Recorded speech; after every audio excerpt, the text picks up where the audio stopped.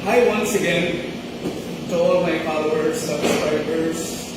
Now this afternoon I'm going to introduce to you two most important materials and equipment used in the development of latent impression. What is a latent impression? A latent impression is a fingerprint impressions that cannot be seen by our naked eyes. Now, how would we be able to see those prints? Of course, we need to develop them. Now, in the conventional way of developing latent impression, we have to use this. Okay? These are the materials that we need to use. This is the fingerprint powder. Now, the fingerprint powder comes in two kinds.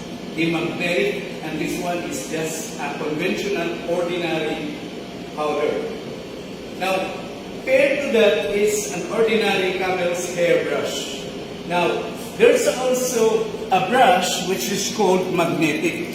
The magnetic brush is used to dip in the fingerprint powder, which is magnetic also, used to develop prints that are partly hidden underneath of any object, such as this table. If, for instance, in a crime scene, you believe that there's a print here, then we have to use magnetic brush and magnetic powder.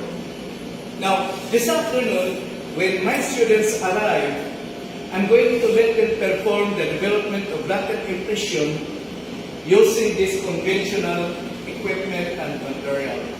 Now, a lot of my students ask me, what is the difference between equipment and material? Equipment, these are elements that can stay for quite a longer period of time. That depends on how a person, a technician, use it.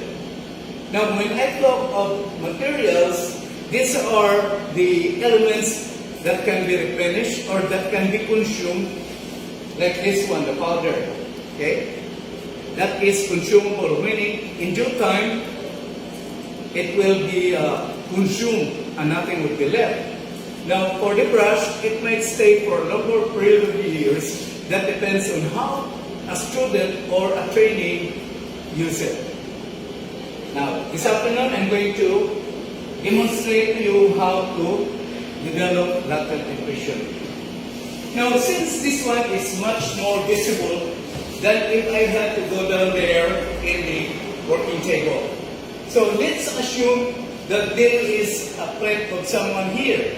We cannot see it. That's why it's called latent impression. Now, how are we going to be able to see it? We need to develop them. With the use of the powder, let's assume that this powder is already open. You just have to dip this one very little because the powder is really very sensitive. And then try to get rid of those extra powder. And then, if you believe that there is the presence of latent impression here, you just have to stick it there and roll it. Eventually, you will see the presence of the print. And that would be the time that we need to lift the prints and stick it on a clean white bond paper. So that is how simple the development of latent impression. A more complicated and more fascinating development of latent impression shall follow after this video.